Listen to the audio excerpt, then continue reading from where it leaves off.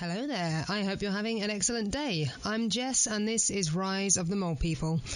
Today's interview, and the first one of the podcast, is with new author George Hilislaw, who released his first book in 2020 called Barely in Time, a satirical science fiction in the vein of P.G. Woodhouse and Pantagruel.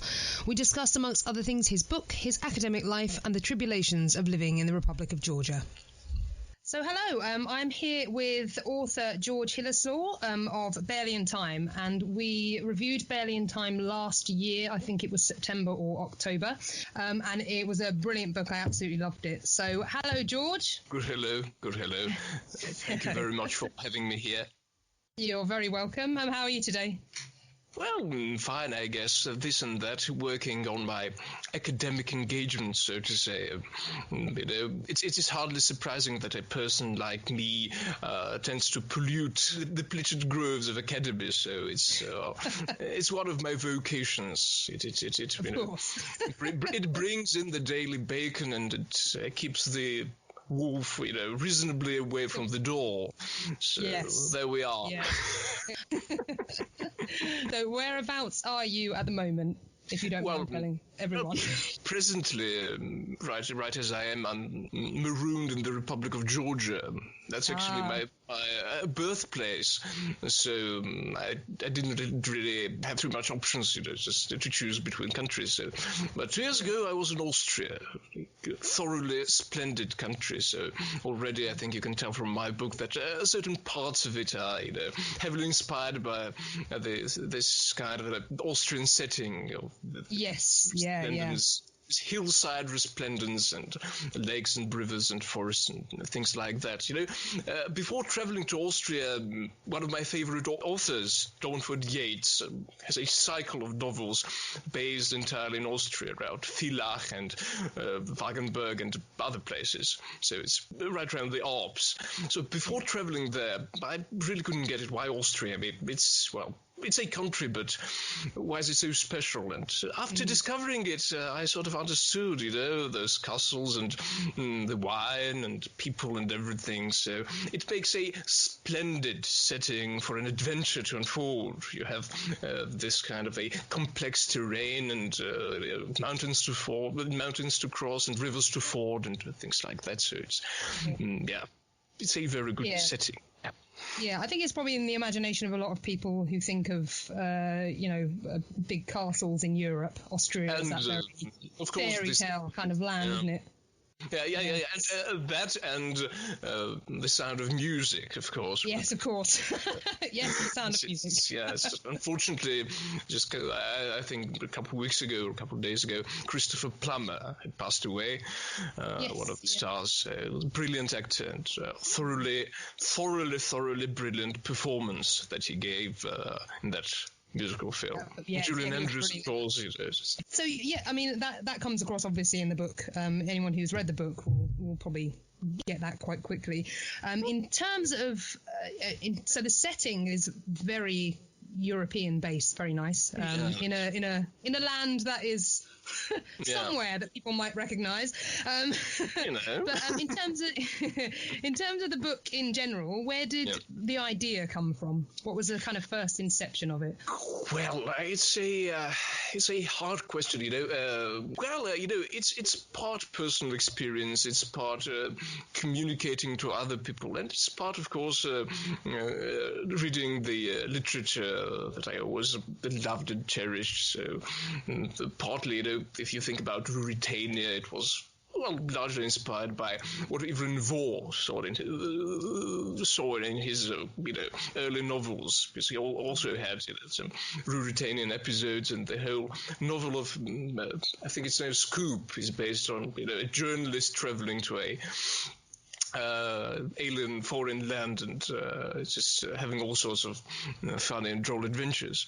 So it's an eclectic mix of personal impression and literature and imagination, and it's also reflecting on your past, really, in a way that what made you laugh, what made you smile, what made your brain, your ganglions tickle, and what made you really excited about things. And so it's quite hard to point a finger at it and say that, well, that's it. That's the key element. I think there's no skeleton key to, well, any book. And, yeah.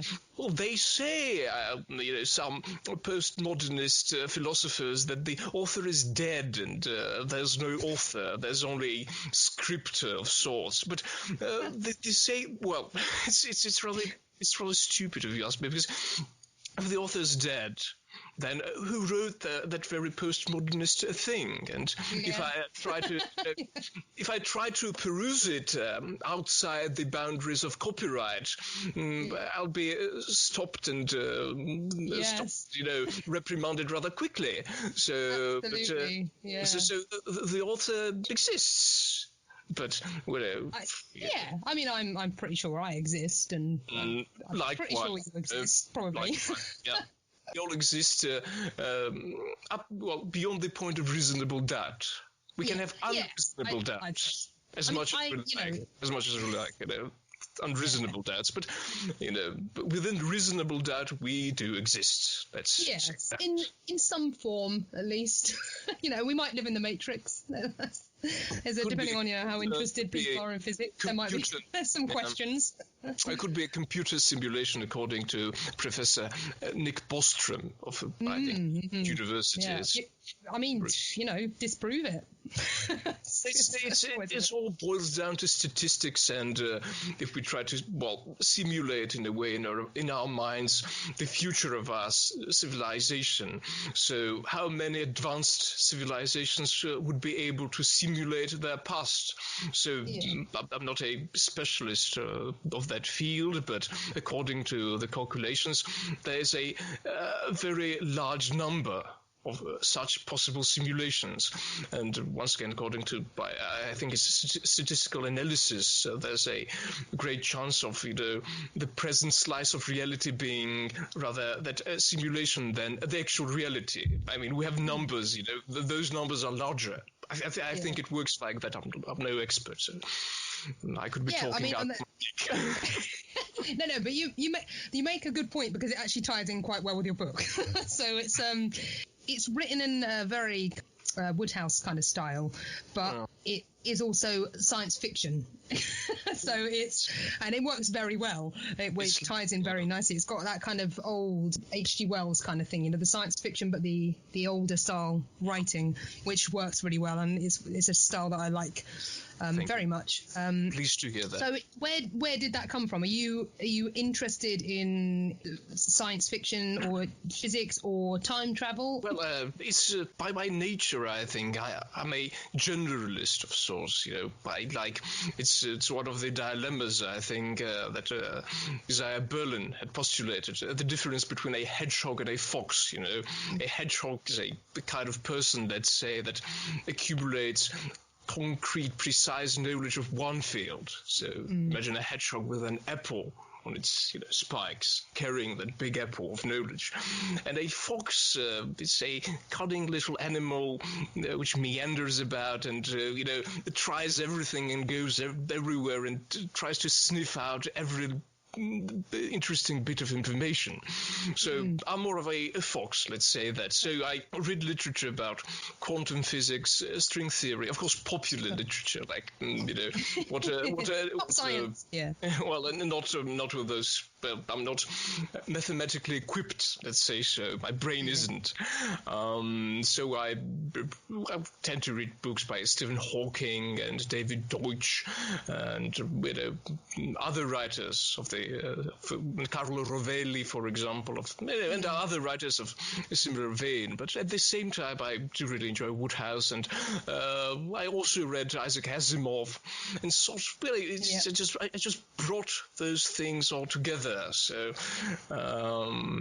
as one of my friends, I think, remarked, your book it reads like something as if Woodhouse met Douglas Adams in a dark corner and had an accidental baby. Yeah. And that could be on the cover.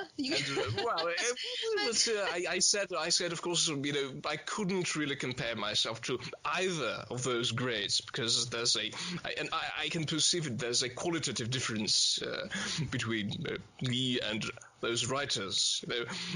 I'm a writer as much as I can put words on pages and string them together in a cohesive and comprehensive sort of text. But Woodhouse and Evelyn Waugh and others are writers of a different metal, let's say. Yeah, but you can see similarities in your writing, and you can see where your influences have come from, and I think that people people can see in other people's writing where influences come from, even if you don't realise that, because some people can see influences where you don't think there are any. But, that's true. That's the whole idea. That's the whole concept of inadvertent intertextuality, when you quote stylistically or poetically or metaphorically different elements from different literary sources. Yeah. Sometimes it's conscious, like with Joseph Conrad, for example, in his Heart of Darkness, for example, encapsulating the paradigm of Dante's hell. This kind of thing. Yes. Yeah. Sometimes it's inadvertent. It's something that comes from somewhere, from the deep recesses of your brain. Yeah. It's in there. You've got it. Like the greats, regardless. I think everyone has something from the same kind of pool of inspiration. True. So some of the characters in there. I mean, anyone that's read my review online will probably know my favourite character. We'll start with Danny, though. Was anyone in particular inspiration for Danny, or was he Danny? For anyone who hasn't read the book, is the protagonist. He was orphaned when his parents died in a plane crash, and they were just about to escape Ruritania. But then he was given to his grandmother, I think, and then she died, didn't she? When he was young, she did, so he was kind of brought up as a ward of the state. Yeah. And the state of Ruritania is not. It's a kind of like a post-republic. True. It's more or less let's be honest, it's a failed state in a way that it has failed its citizens. Because it didn't fail the business interest of the oligarchs or of the rich people, of the elite, but it had failed the interest and prosperity of its denizens, its ordinary citizens, minority and majority alike. So that's Ruritania, and there are unfortunately lots of real Ruritanians in this world. For example, the post-Soviet space, to which I'm quite familiar due to my place of habitation, let's say that. Lots of countries, including to a larger extent major countries that are nowadays somewhat perceived as superpowers. They could be seen as failed states if we try to analyze the situation with human rights, the situation with general, economy, with opportunities given to people. Then, of course, we can look to the West and say, hello, I thought their things were different, but they don't seem to be too much different. What's that all about? Yes, looking to the West at the moment is a sketchy place. It's a sketchy place. It's really hard, but let us not descend into the tar pit of politics, Let us not go down that... Gosh, let's stop that. Yeah, let us not go down that lardy and greasy ladder, wriggle about in the mud and very difficult refuse. To get back out. So I mean, that's Ruritania for anyone who hasn't read the book. And so Danny, who's stuck in this he's stuck there basically, which I suppose, I don't know, is that from personal experience for you on how difficult it can be to kind of exit Georgia? It all depends on how much money you have. You see? Because being let's say, sort of wedged between the Western and Eastern space, Georgia currently is an aspiring member of the European Union and all those institutions, but aspiring doesn't necessarily mean included. Well, let me give a different example. So, for example, if I wanted to travel to the United Kingdom, well, first of all, I have to fill in like billion pieces of paper. Paper's just incredible amount. Was your grandmother's father's cat a terrorist? You know, and things like that. It's funny, but it's like it's not funny. It's absurd. The bureaucracy is absurd, and and believe me, the staff at the embassy isn't actually happy about it. You know, it's they have to do it because that's the regulation, but it's not something they enjoy. Let's say that. No. Then you have to pay around £280 for the visa. So it's quite a lot. Then you have to wait for a month, I guess, and then you have to wait for some more time, and then you have to pay some more money, and well, finally, after the struggle, you can board the plane and go to the United Kingdom. But then again, there are lots of restrictions. For example, some discounts, if you think about them, some places you can go and things like that, tickets and everything is more expensive for an outlander outside this nostratic space of Europe than it is for someone from Liechtenstein, for example, or from Germany. So it's quite hard to get out. And speaking of Denny, they asked me, so who's the prototype? And within the literary tradition, I replied that Madame Bovary, c'est moi. Yes. Well, write what you know. Yeah. It's one of the main principles, especially because Berlin Time is my first book. It's my first full feature novel, and one of the main advices they tend to give to upstart and beginner writers: write about something you know. And you really know. That's why I guess most of the British writers wrote about public schools. Yes. Yes. Very well, though. Brilliantly. I mean, brilliantly. But that's the sort of the locus, the place, the washpot for this whole tradition. From I guess, I don't know, Sheridan and Smollett and other writers up to J.K. Rowling with Harry Potter. Right, well, you know. Being a boy in a magic school, that's exactly who I think J.K. Rowling is. Yes, it's really so for anyone who writes fantasy as their first book, I suppose in a sense, I don't know. I suppose in a sense, every writer puts themselves into characters because you can't help it. You have to, explore different sides. But I think. When you've got an experience, I suppose, like you have, growing up in Georgia, and the restrictions that brings, it's not a shallow pool of inspiration. True. There's a lot that you can pull out of it. But the fact that he later on in the book gets a kind of scholarship, doesn't he? Yeah. In a sense, and he goes to what? It's Austria he goes to, isn't it? It's Austria, so It was some months ago I read it, so I'm just recalling it. Yeah, he goes to Austria, and chaos ensues in some ways. But then some very nice things happen.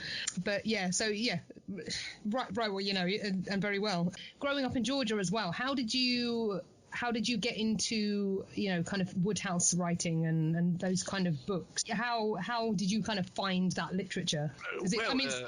It's written. I couldn't write like that because I just don't have that that kind of connection with those. I like those books. I like the style. I love the style of it, but I don't have that kind of connection with that kind of literature to be able to actually write it.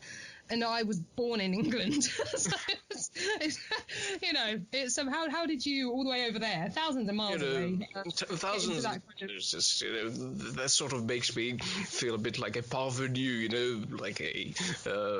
Just imagine one of the pictures that come to my mind is a rich Armenian oligarch who wears bought medals, at dinners and parades around in aldermanic splendor because he was made a mayor of something or other in the West. Well, actually, it's a bit of a long story, but let me put it sort of all together. As I think the listeners of this podcast may notice, English isn't, unfortunately, my first language, as I make all sorts of, bloopers and gaffes, and I might have a slightly peculiar accent, vaguely reminiscent of some Eastern European brogue. So actually, I came to English in a way in my, whilst being in my early 20s. I'm 29.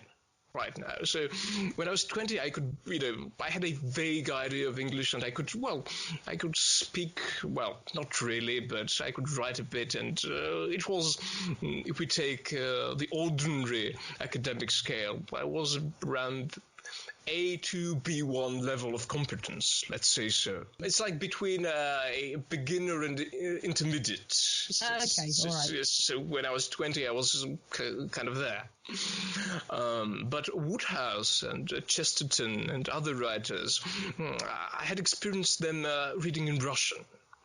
And Jerome K. Jerome, because my father was a journalist, and he traveled to Moscow, and there he met interpreters, people who translated books from English to Russian. And he sort of got hooked to classical English literature, and then to the great Victorians, and then to the Edwardian cycle, Woodhouse, Darnford Yeats, and people like that. And so through my dad, I had I still have it, a library of, small Woodhouse novels, something by Tom Sharp and, others, and Oscar Wilde. And so I was sort of, acquainted to that style of literature, that style of writing. And even through interpretation, even through translation, it sort of gave me this kind of a fuzzy, comfortable feeling of home. It's very comforting, Whilst reading Woodhouse novels, you get transported to a world where essentially everybody's friends with each other. And the biggest the biggest problem in the world is when you get engaged to Madeline Bassett or to some other undesirable or noodly female of the species, so to say, or when, Jeeves digs in his heels and wants you to stop playing banjolele and things like that. It's idyllic, it's escapist, it's utopian, and it's to splendidly relax. So when I was, let's say, 23, I guess I started working at a studio as a tech lackey of sorts, just fiddling about with computers. Tech lackey, okay. Yeah, tech lackey. Danny as well is a tech lackey, isn't he? So we're seeing it come out. Revealing my cards a bit, so to say. That's it, yeah. So I did bits and bobs of like video editing, visual effects and things, but I really hated the place. So it was tedious, and I wasn't getting anywhere with that job. And so I used to come home after this long day, and just some of Woodhouse's novels are public domain, so you can download them from Gutenberg project.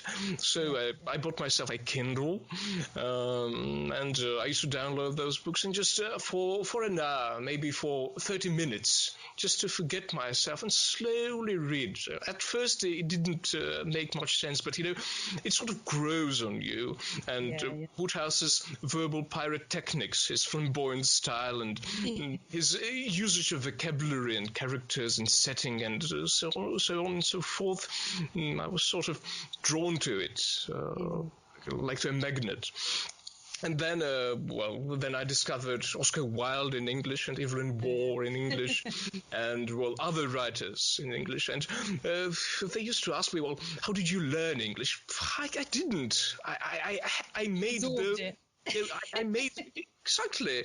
I made no conscious effort of learning English. I never was, working with manuals or books or dictionaries and things like that. Of course, maybe at later time. Nowadays when writing, I rake up all sorts of literature and thesauri and Oxford.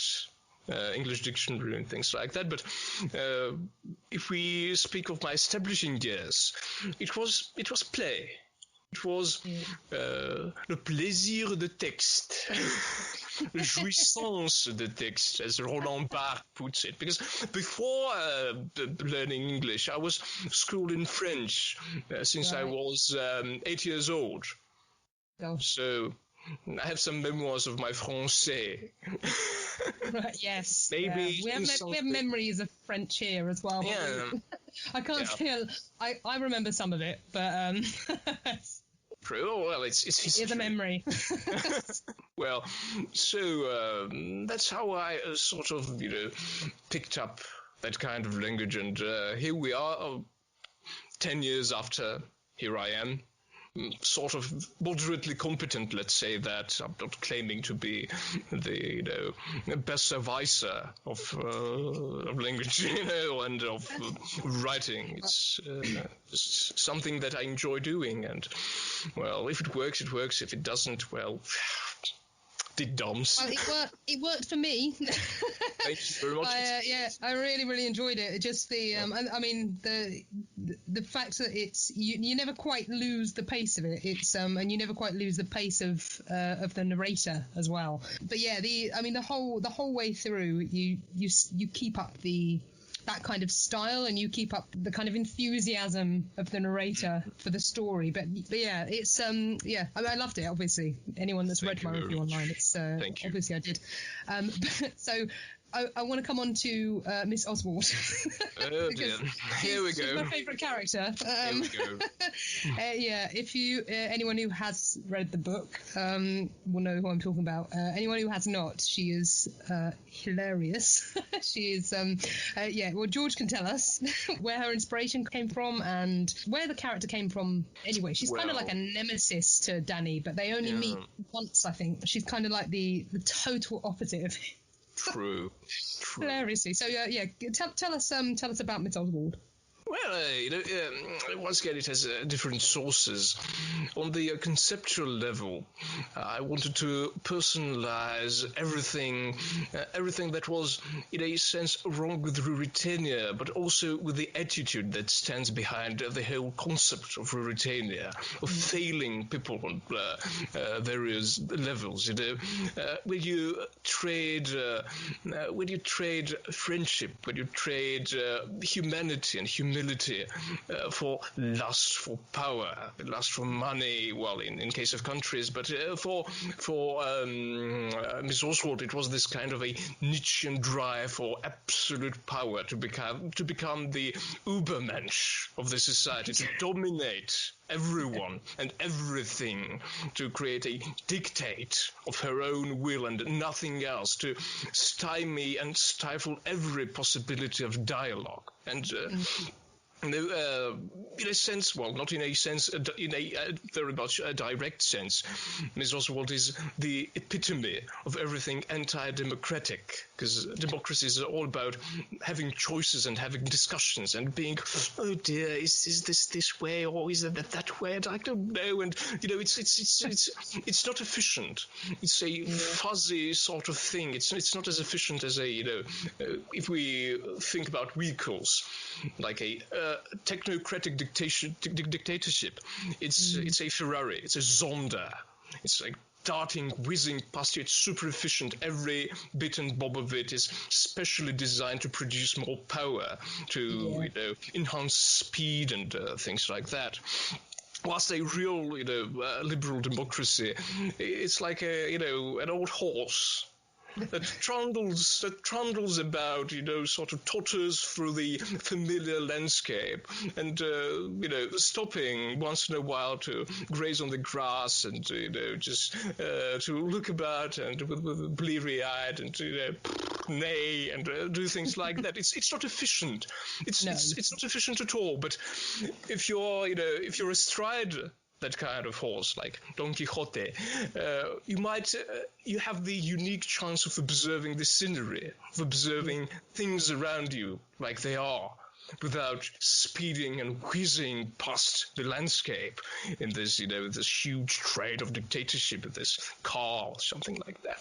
So that's the idea behind Miss Oswald. She's the juggernaut. She's the dreadnought, just slamming through everything and having absolutely no mercy. But at the very same time, that's the real core. But at the very same time, she did manage to adapt to the shibboleth and to the shibboleths and to the orthodoxies of modern society, which on many levels pretends to be liberal, pretends to be democratic, pretends to be pro-choice, whilst at the same time it's all claptrap and smoke and mirrors.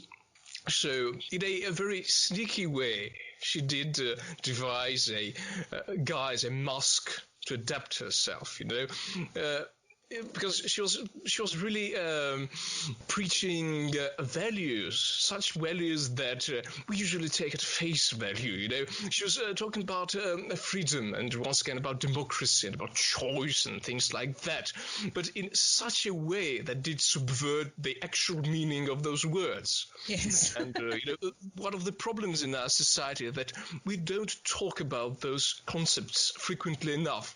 We take them at face value. So a sneaky person like Miss Oswald can easily pervert the real meaning and push something under the label of liberty or democracy that isn't free or democratic at all. Yes. So that's one. Let's say conceptually that's one. Miss Oswald also had a real life prototype. Okay, should I say that or should I not say that? Oh, hell. I'm going to blurt it out. So a couple of years ago, when I was enjoying a short academic stay in a country which I have discussed previously and is very close to Alps and it's a very neat, lovely German-speaking country, Austria. I had a teacher. She was a very special lady. She was teaching a subject called Understanding Poetry and Fiction. Already there's something wrong with the title of this subject. Because since times immemorial, humans, since they evolved to present state some 50,000 years ago, they were evolutionarily equipped with all the mental devices to understand fiction and poetry. They created poetry and fiction before writing, before before language, like formalized language, grammatical language even. So introducing a subject like understanding poetry and fiction, it presupposes a certain prescribed way of understanding which you can't really transcend. So, and she was that kind of person, and I remember her, I remember coming to the very first class, and there she is, and she tells us, well, you're free to choose the literature that you like. It's anything. It's absolutely anything. You're free. But no Harry Potter, no Lord of the Rings, no this, no that. So there was a huge list of prescriptions and interdicts. It was like, oh, really? Well, you can like anything you like except that. Yeah. So at the end of her presentations, we actually had a choice of 5 books. It began with you can choose everything you like. Anything. Just 5 books, and that's it. And her name, family name, was Kennedy. So it got me thinking, Kennedy, Oswald. We know the history, the famous assassination. So that's how the name. In an ironic way, it kind of suits, doesn't it? Yeah. Yeah, who killed Kennedy? Who killed literature?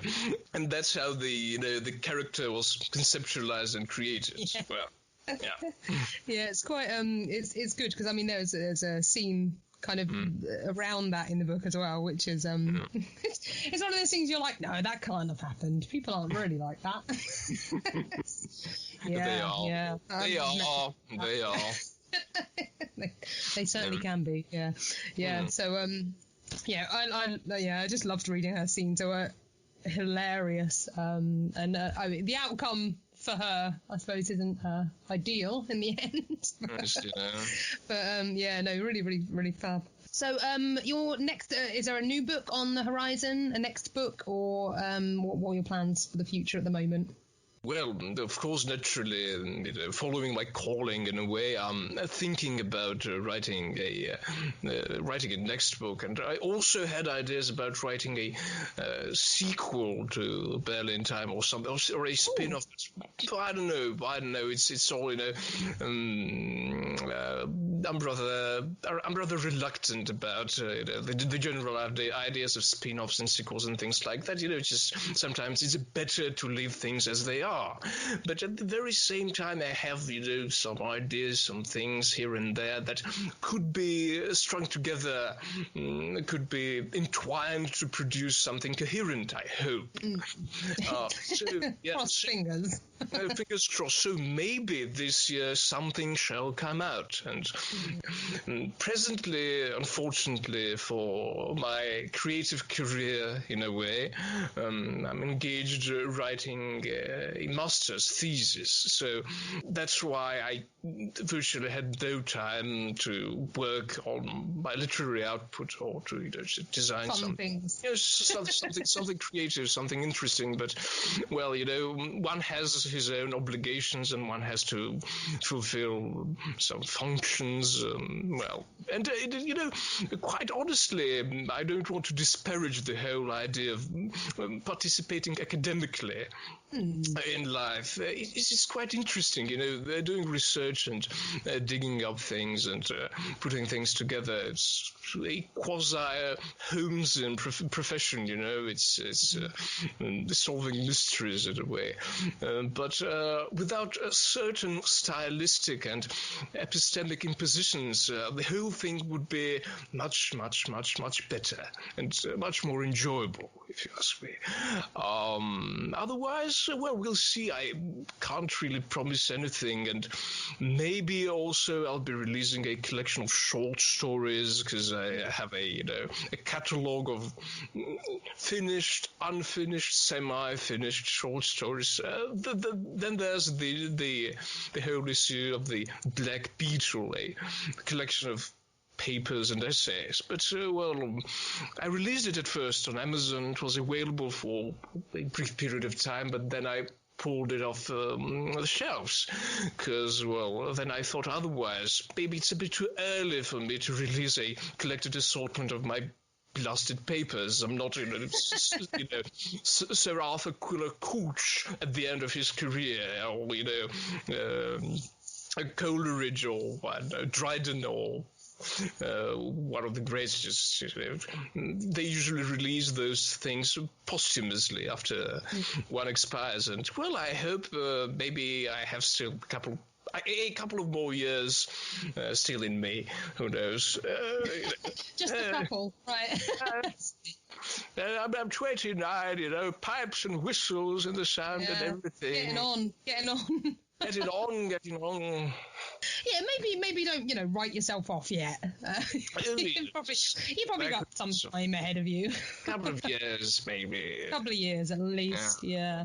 Maximum 5. It's good. Yeah, it's good. And are you is the style that you use in Barely in Time, is that going to be your kind of style, or are you going to try different things? No, there's no binding promise on that. Just I understand. Well, of course, one is keen to try different styles, but at the very same time, I understand my limitations. I can't really jump out of my skin and be stylistically someone else. I know it may be a good thing. It may be something detrimental to the overall writerly progress. But one thing I can't promise is that I'll be able to write like Ernest Hemingway, for example, in short, terse, packed sentences, precise and laconic. I don't think stylistically brilliant, but stylistically brilliant, of course. But I'm not quite capable of that, But I also can give one promise. I'll try to limit some of my propensities and proclivities, to prune. I wouldn't. I'll just carry on as you are. That's what I'd do. Maybe. No, sorry. You don't have to promise anything to anyone. Yeah, that's true. But at the very same time, I might be thinking about pruning some of that, Furbank Rococo that I have in my writing style. I'm sure it will work out either way. I'm sure it'll be. Hopefully. Yeah. Thank you very much for such positive appraisal of my humble essays at scrivening. No, I loved it. There's I read a fair amount of excellent indie books, to be honest. I particularly like the old style literature, the old style kind of science fiction stuff as well, H.G. Wells, and one of my favourite books is Facial Justice by L.P. Hartley, which is that kind of utopian feel, that kind of Brave New World, that kind of very light-hearted look at these horrific societies. And I think that's I mean, I like dark stuff as well, but sometimes you need some uplifting literature. But I mean, it ends on a positive. But there are some quite your book I'm talking about. It ends on a positive, but there are some kind of sad, but very. I don't want to spoil it for people, but very kind of poignant moments. I think that people might be quite surprised in. But it's just a good mix. I just like the fact that it was science fiction mixed with that, Woodhouse old kind of H.G. Wells kind of style, and humorous as well. It never got too serious. Like I think the things that you cover are serious, obviously, but it never felt too serious, and I don't think it felt like there was no. Even with Miss Oswald, it felt like there was no judgment on the characters. It was just here they are. Make your mind up. But and at the end of the day, as we know, life is too serious to take it without laughter. Yes, yes, I think so. And I think that's what I liked about it. I do read a lot of serious stuff. So so it's great stuff. It's good. So do you have Twitter? Do you have a website? I'll post them all in the description boxes. But where can people find you online at the moment, if you are indeed online? Well, it's trying to establish a sprawling online presence is an exercise in vanity, but I'm very open to communication. I'd really like to hear people getting in touch. So I think I have Twitter. Yes, I have Twitter. So look me up just by searching for the handle Hilislaw. And you can always send me an email at georgehilislaw@gmail.com. Well, I don't have a website per se because it takes, online presence, it takes quite a lot of investment. You tend to talk a lot, and I think it was Alan Bennett who speculated, or rather reminisced that he as we know, he's a very retiring person. He doesn't give frequent interviews or make public appearances. And he explained that because he said, when I talk too much, I don't have this drive to write. So I spoke, I had my say, and let's call it a day. And secondly, when you like in podcasts or like online streams, podcasts could be edited down or pruned and trimmed and made better. But like online streams, this very thing that engages the audience nowadays rather too well, if you ask me. You tend to blather. And you tend to say foolish, stupid things, and you have no time to reflect and Cut no them time out. to discover. Just to discover the more juste, to put your ideas, your thoughts in a coherent, cohesive, and sort of meld the philosophy and thought and language together in a pleasing way. It's just blah, blah, blah, blah, yada, yada, yada, yada. Send me donates, goodbye. I don't want that. I think there's probably positivity in both sides. If you're recording something live, then it's live engagement. That's how people really are. Yeah. Like, you can see how people really are.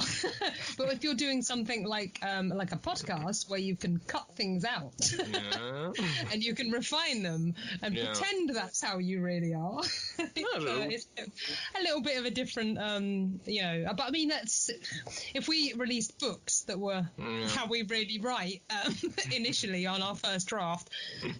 That's we all want editing. We all want editing. So I think there's probably good and bad things about the ability to trim. Yeah, you're completely right. Maybe it's something about me being a bit self-conscious, so to say. I think there's good and bad things, isn't there? I think there's true. Sometimes it's nice to hear people's just organic spokes of conversation, and sometimes it's actually nice to have something a bit more refined that you know how long it's going to be. People know what they're getting. Yeah. Great. It's been nice to talk to you today. Hopefully we'll see some more of your work in the future, hear more of you in the future. But anyone who has not read Barely in Time can buy that on Amazon. There will be links in the description. There will also be links on loyal-liar.uk. Many thanks for listening to the podcast, our first interview, and hopefully speak to you very soon, George.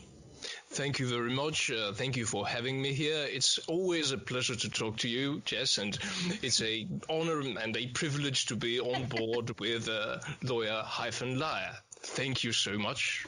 Goodbye. And that's it for this show. Thank you so much for listening. I hope you enjoyed Rise of the Mole People's first interview. To delve a little deeper, you can read Barely in Time's book review along with a swathe of others at loyal-liar.uk, and you can find all links to buy Barely in Time and connect with George in the description. Thanks for joining us, and we'll see you next time.